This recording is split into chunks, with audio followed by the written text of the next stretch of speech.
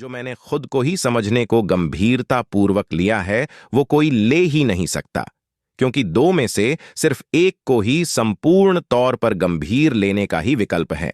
बुद्धि के पास या तो बुद्धि के दृष्टिकोण में बुद्धि से बुद्धिमान होकर खुद को स्थापित करके समस्त सृष्टि में उलझ कर रह जाओ सारा जीवन मरते दम तक, या फिर खुद ही खुद की बुद्धि का अस्तित्व खत्म करके खुद को समझकर यथार्थ में रह सकते हो। जीवित ही जो खुद का ही खुद के लिए बुद्धि का अस्तित्व खत्म कर देता है वो कभी भी सामान्य व्यक्तित्व में आ ही नहीं सकता, चाहे खुद भी करोड़ों यत्न प्रयत्न उपक्रम प्रयास कर ले,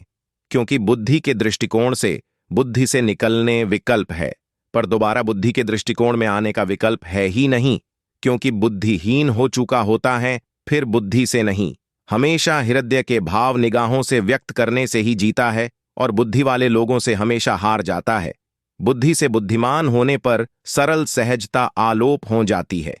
और हृदय के भाव की निर्मल भाषा नहीं समझ सकता। बुद्धि के दृष्टिकोण में बुद्धि से बुद्धिमान होकर ही जीवन जिया जा सकता है, क्योंकि बुद्धि की निर्भीति का आधार ही यही है, क्योंकि बुद्धि से कोई भी किसी भी काल युग में खुद के अलावा प्रत्येक दूसरी चीज वस्तु जीव को समझने के सिद्धांत से ही निर्मात है। सरल सहज व्यक्ति खुद को समझने के पश्चात इतनी अधिक निर्मलता बरकरार रहती है और समस्त सृष्टि में समझने के लिए सक्षम निपुण समर्थ सर्वश्रेष्ठ होता है, क्योंकि कुछ किया ही नहीं होता, सिर्फ समझा होता है और अहंकार से मुक्त होता है और कुछ भी शेष नहीं रहता। समझने को सारी कायनात में बुद्धि से बुद्धिमान होकर अहम अहंकार में आ जाता है,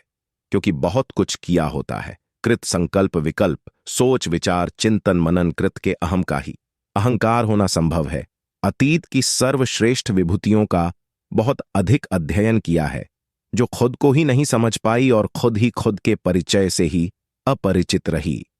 इतना अधिक कुछ करने के पश्चात भी मेरी समस्त सृष्टि की सर्वश्रेष्ठ उपलब्धि होने का एकमात्र कारण यही है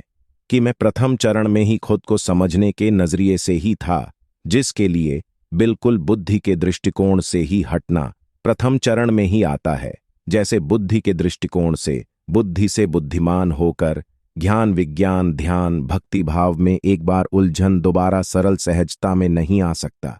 बिल्कुल वैसे ही खुद को समझने के पश्चात सामान्य व्यक्तित्व नहीं आ सकता।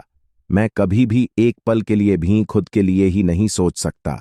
चाहे जीतने यत्न प्रयत्न उपक्रम प्रयास कर लूं। वैसे ही बुद्धि के दृष्टिकोण से बुद्धि से बुद्धिमान हुआ व्यक्ति एक पल के लिए भी स्वयं यथार्थ के लिए सोच ही नहीं सकता, क्योंकि बुद्धि खुद को समझने की अनुमति ही नहीं देती। स्थायी ठहराव गहराई में ही अनंत अक्ष हैं। जो मैंने खुद को ही समझने को गंभीरता पूर्वक लिया है वो कोई ले ही नहीं सकता,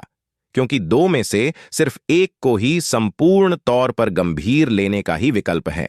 बुद्धि के पास या तो बुद्धि के दृष्टिकोण में बुद्धि से बुद्धिमान होकर खुद को स्थापित करके समस्त सृष्टि में उलझ कर रह जाओ सारा जीवन मरते दम तक, या फिर खुद ही खुद की बुद्धि का अस्तित्व खत्म करके खुद को समझकर यथार्थ में रह सकते हो।